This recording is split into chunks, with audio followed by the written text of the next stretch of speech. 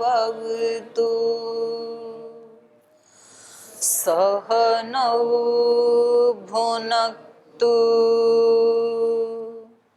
सह वीर्यं करवावहै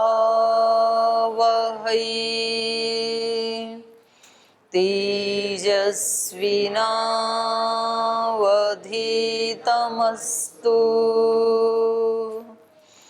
मा विद्विषावहै। ॐ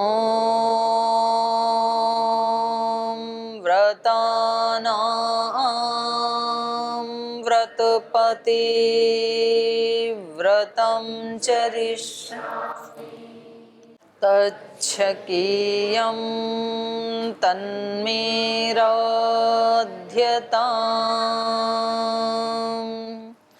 इदमहमनृतात् सत्यमुपैमि। ॐ शान्ति शान्ति शान्तिः।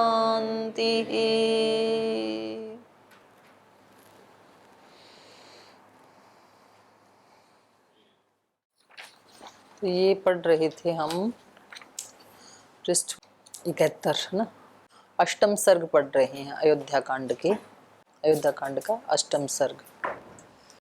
और मंथरा के सदुपदेश से कैकेयी जी पूरी प्रभावित हो चुके हैं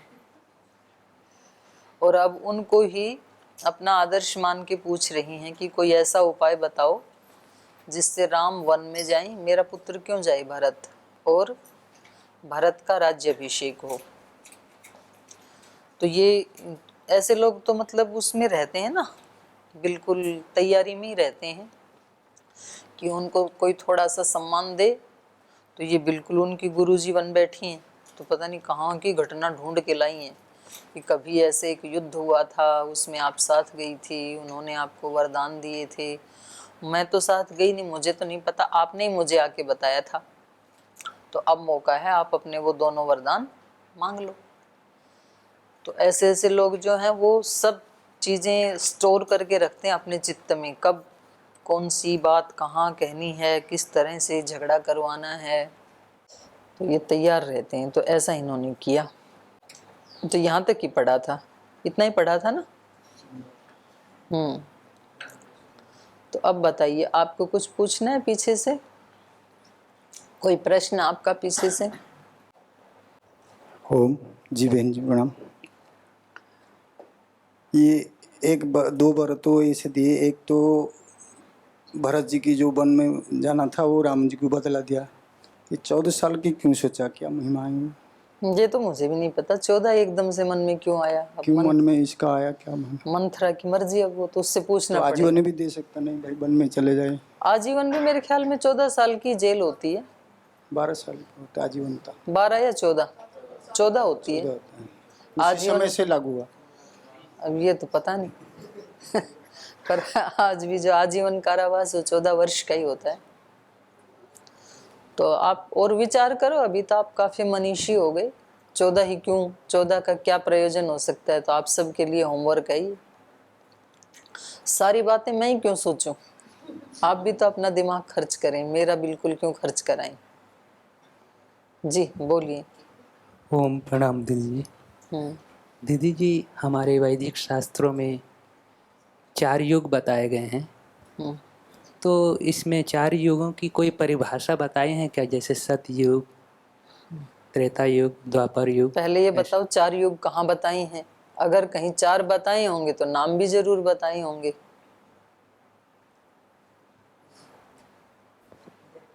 आप ही तो कह रहे हो हमारे वैदिक साहित्य में 4 युग बताए हैं। चलो प्रश्न बोलो आगे।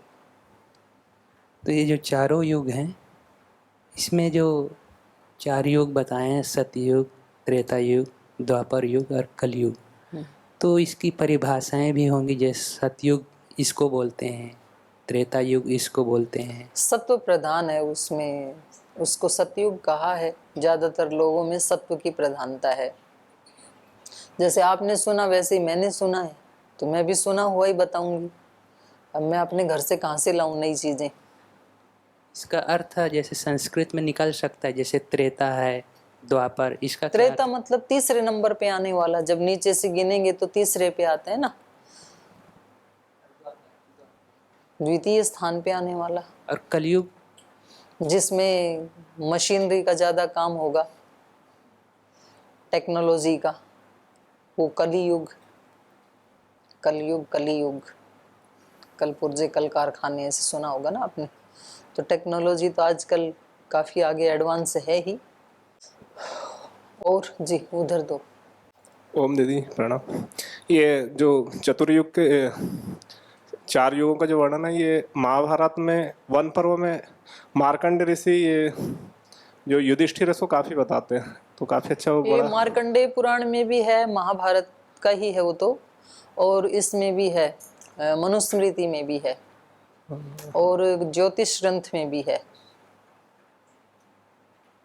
महर्षि दयानंद ने भी तो गणना की है ना, सत्यार्थ नहीं, यानी प्रकाश में। जो स्वामी जी का प्रश्न था ना कि उसके बारे में क्या सतयुग में कैसा है और द्वापर में, त्रेता में, तो इसका काफ़ी अच्छा उन्होंने वहाँ पे वर्णन दिया है, तो उसको शांति पर्व में, ना वन पर्व में। वन पर्व में सेकंड भाग जो।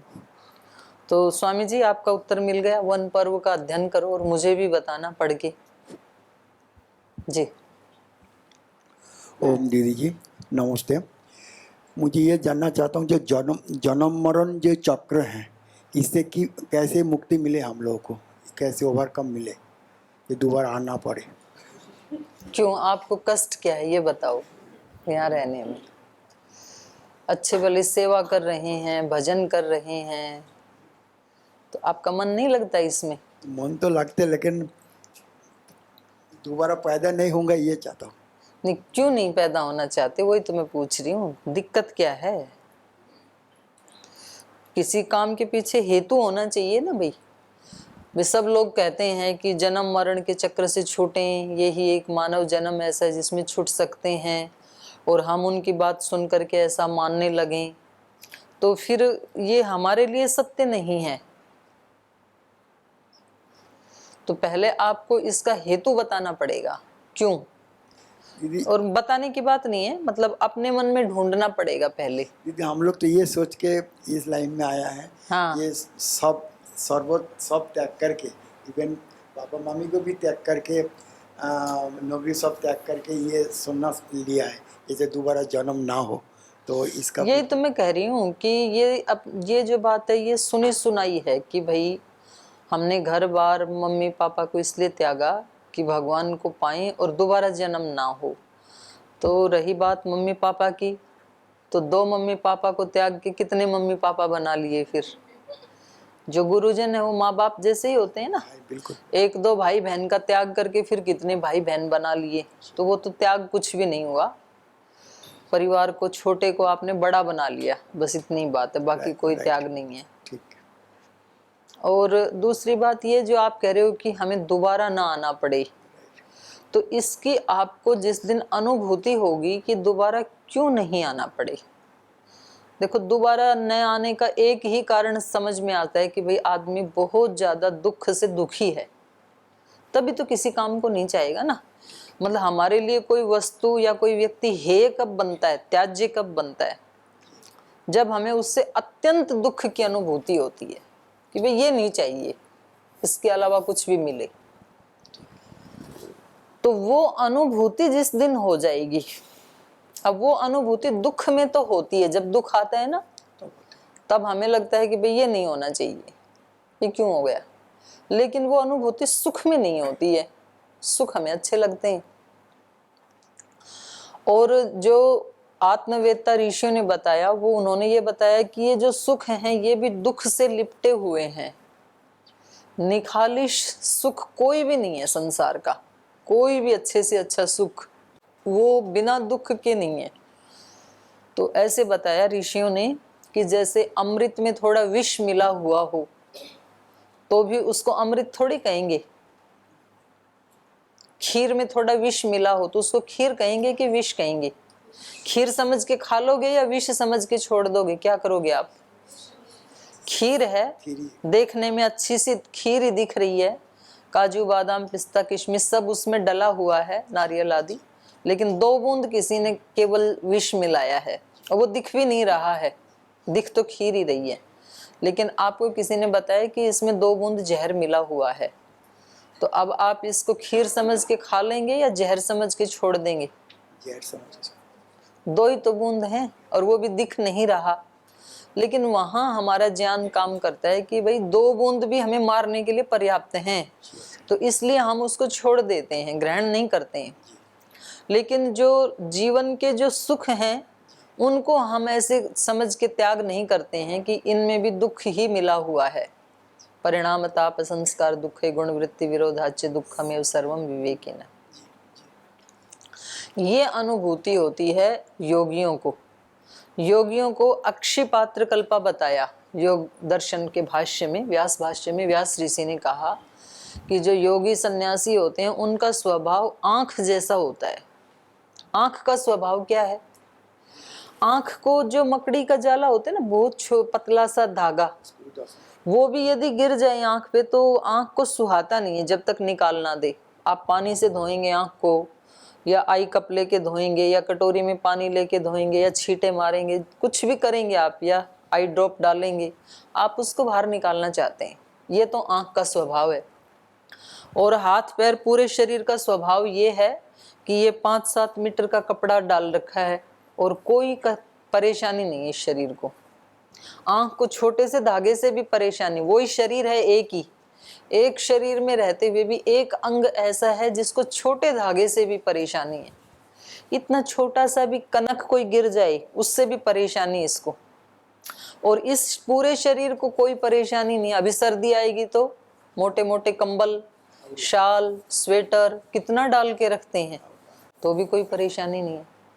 तो ये पूरा शरीर तो है सामान्य मनुष्य जैसे। सामान्य मनुष्य को कोई दिक्कत नहीं है, सुख भी आते हैं दुख भी आते हैं, लेकिन तो भी वो उस स्थान को नहीं छोड़ना चाहते हैं जिस स्थान से दुख मिला, उस वस्तु को नहीं छोड़ना चाहते हैं जिस वस्तु से दुख मिला, उस व्यक्ति को नहीं छोड़ना चाहते हैं जिस व्यक्ति से दुख मिला, या वो सब निमित्त बन गई दुख में, उसको छोड़ना नहीं चाहता है व्यक्ति। कितने लोगों को प्रेरणा करते हैं, जैसे संत लोग, श्रद्धेय स्वामी जी महाराज जैसे जो सन्यासी हैं, योगी हैं, भाई आपकी जिम्मेदारियां पूरी हो गई, अब आप घर से निकलो, अब आप वानप्रस्थी सन्यासी बनो, और वैसे भी घर वालों को आपकी ज़रूरत नहीं है। और वो भी अनुभव करते हैं कि घर वालों को ज़रूरत नहीं है, वो तो एक मतलब उपेक्षा की दृष्टि से ही देखते हैं घर वाले, लेकिन तो भी निकलते नहीं है वहाँ से। तो क्यों नहीं निकलते हैं? क्योंकि उनको दुख में रहते हुए भी दुख की अनुभूति होती नहीं है अंदर तक। जैसे यहाँ अनुभूति हो गई ना कि ये तो जहर है और हम खाते नहीं हैं, तो ऐसे योगी होते हैं आंख जैसे, उनको थोड़ा सा भी दुख नहीं चाहिए। और थोड़ा सा भी दुख नहीं चाहिए तो इसका मतलब है उनको सारे सुखों को भी छोड़ना पड़ेगा फिर। तो सारे सुखों को भी छोड़ करके थोड़ा भी दुख यदि नहीं चाहिए, तो वो तो तब संभव हो सकता है जब हम जन्म ही ना लें, क्योंकि जन्म लेना अपने आप में ही दुख है। तो न्याय दर्शन का दूसरा ही सूत्र है, दुख जन्म प्रवृत्ति दोष मिथ्या ज्ञाना नाम तदुत्तरोत्तर अपाये तदंतरा अपायाद अपवर्ग। दुख जन्म प्रवृत्ति दोष मिथ्या ज्ञान, 5 चीजें हैं। उनमें सबसे पहले हम मिथ्या ज्ञान या अविद्या ज्ञान कुछ भी कहें उसको हटाएंगे। उसको हटाएंगे तो हमारे दोष हटेंगे। दोष का मतलब राग द्वेष मोह। दोषों को हटाएंगे तो प्रवृत्तियां हटेंगी, क्योंकि प्रवृत्ति के मूल में ये दोष ही हैं। प्रवर्तना लक्षणा दोषा, प्रवृत्ति लक्षण है जिसका, ऐसे होते हैं दोष। तो राग द्वेष मोह के कारण ही हम सारी क्रियाएं करते हैं, प्रवृत्ति होती है हमारी। और प्रवृत्ति हटेगी, पहले अज्ञान हटा, फिर दोष हटा, फिर प्रवृत्ति हटी, और प्रवृत्ति हटेगी तो फिर जन्म हटेगा, क्योंकि प्रवृत्ति के कारण ही जन्म होता है। जो हम कर्माशय बनाते हैं अच्छा या बुरा, उसके अनुसार ही हमारा जन्म होता है, जाति आयु भोग मिलते हैं। और जब जन्म ही हट गया तो सारा दुख हट गया। तो वो अनुभूति होनी चाहिए आपको पहले। जैसे मैंने पूछा ना कि आपको कष्ट क्या है, तो आपने कहा कष्ट तो कोई नहीं है। कष्ट कोई नहीं है तो फिर आप जन्म को रोकने के या मोक्ष को प्राप्त करने के या जन्म मरण के प्रवाह को हटाने के लिए अभी समर्थ नहीं हुए हैं। जिस दिन हमें उन सारे सुखों में भी दुख दिखने लग जाएगा, दिखने का मतलब है वैसे ही अनुभव होना जैसे विष अनुभव हो रहा है खीर में, ऐसी अनुभूति होना, तो वो तो फिर उस व्यक्ति को कोई रोक नहीं सकता है। मतलब हम देखो, यदि सेवा में लगे हैं यहाँ पर, या कोई व्यक्ति अपने घर गृहस्थी में लगा है, तो उसको किसी ने लगा नहीं रखा, अपने आप लगा हुआ है। वो व्यक्ति खुद ही नहीं चाहता है। जो व्यक्ति चाहेगा उसको तो कोई रोक नहीं पाएगा। जो व्यक्ति आत्महत्या करना चाहता है उसको कोई रोक सकता है? कर ही लेता है वो तो फिर।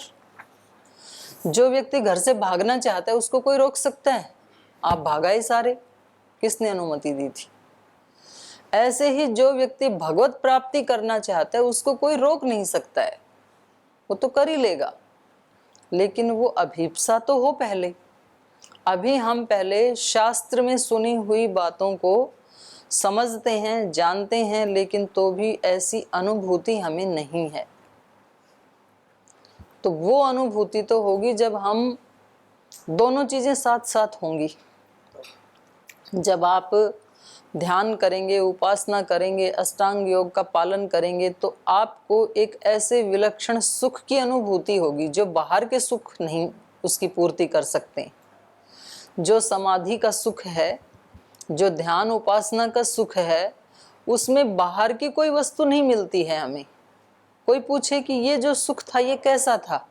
लड्डू खाने जैसा सुख था? बोले नहीं। पानी पूरी खाने जैसा सुख था? नहीं। अच्छी गाड़ी में बैठने जैसा सुख था? नहीं। अच्छे मोबाइल जैसा सुख? आप उसकी तुलना किसी सुख से नहीं कर सकते।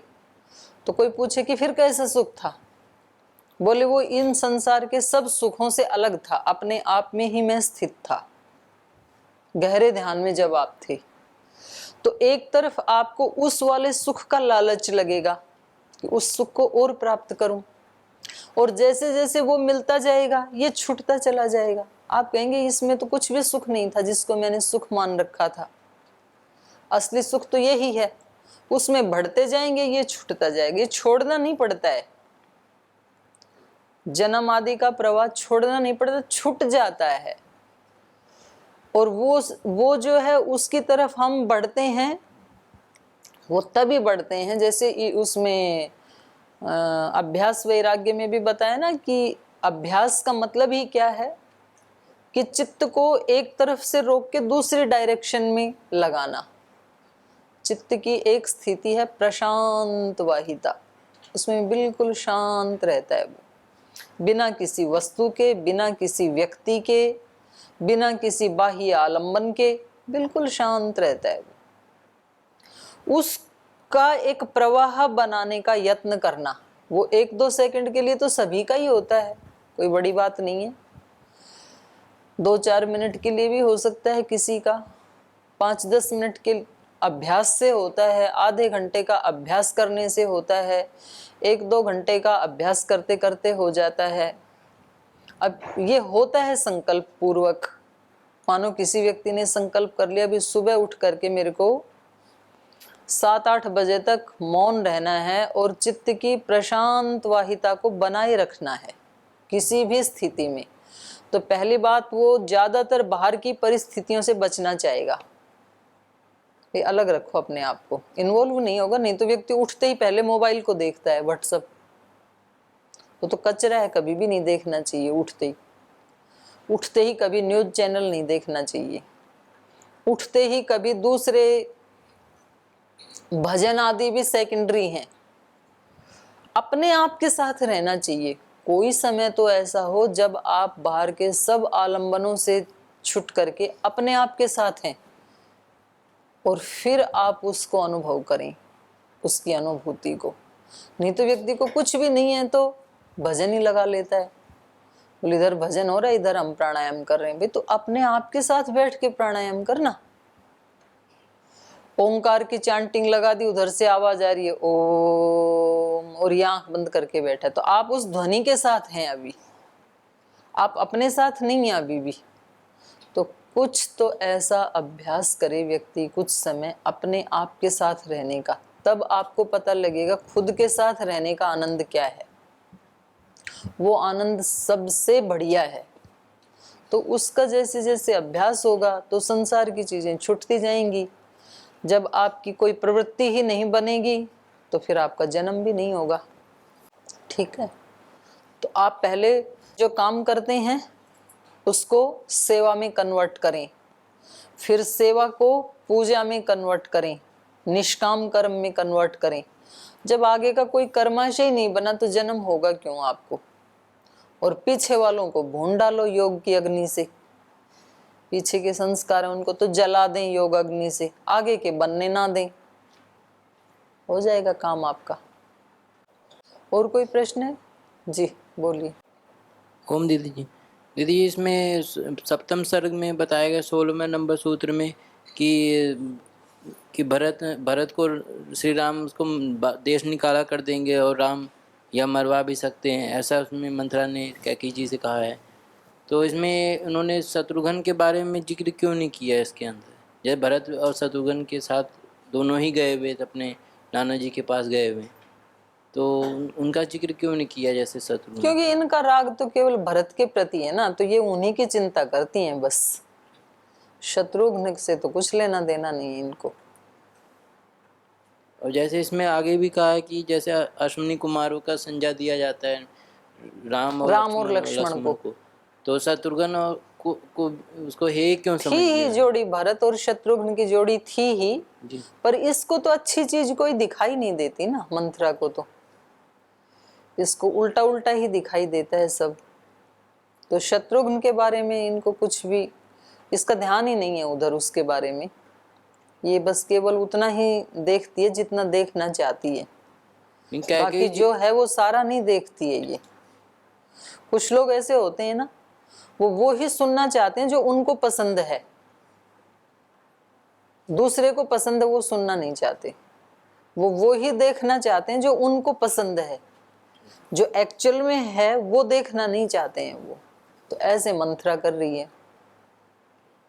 कैकेयी जी को समझना तो चाहिए, जैसे भरत है तो वैसे शत्रुघ्न भी है, उदाहरण स्वरूप तो उनको समझना अरे चाहिए। वो तो समझ ही रही थी बेचारी, करें क्या, पर होता है भाई ऐसे। ओम दीदी प्रणाम। दीदी आज शरद पूर्णिमा है तो बताते हैं अमृत बरसता है चांद से जी। तो ऐसा मानना बताते हैं लोग, अक्सर रात में जागरण करते हैं, ध्यान करते हैं, पूजा करते हैं, उपासना करते हैं पूरी रात। खीर भी विशेष बनाते हैं, आज के दिन सुबह खाते हैं बासी। तो जी अब ये है तो आयुर्वेद का विषय जी दीदी, तो लेकिन जितना सुना है वो ऐसे सुना है कि आज के चंद्रमा के प्रकाश में खुद कुछ खास प्रकार की औषधियों का गुण होता है, तो इसीलिए तो खीर बना के रखते हैं। और इसीलिए जागरण आदि भी इसीलिए करते हैं कि चंद्रमा के प्रकाश में बैठ करके तो पूरा इसका मुझे पता नहीं, इसके महात्म्य का बस इतना ही पता है कि कुछ 12 महीने के चंद्रमा के प्रकाश में जो गुण होते हैं उससे स्पेशल होते हैं शरद पूर्णिमा में। वो क्या क्या होते हैं तो उतना मुझे भी नहीं पता है। आपको पता है तो बताओ। आज काफ़ी लोगों को निमंत्रण आए, हाँ, तो कह रहे सर पूर्णिमा आज हमारे यहाँ निमंत्रण है, तो हमने सोची इसमें आपसे कुछ सत्संग का, सत्संग का नहीं, वो संगठन वालों का। संगठन वालों का हाँ हाँ। कि आज इसके दूसरे ऊपर संगठन वालों। कुछ प्रवचन करो, नहीं। बताओ कुछ ऐसा। नहीं, सर पे खीर के विषय में निमंत्रण। खीर का वो संगठन वालों का कहाँ का? लोकल? RSS वाला, हाँ लोकल वालों का। हरिद्वार से, रुड़की से हाँ हाँ कई लोगों के फोन आए जी जी। कि आज खीर बनेगी।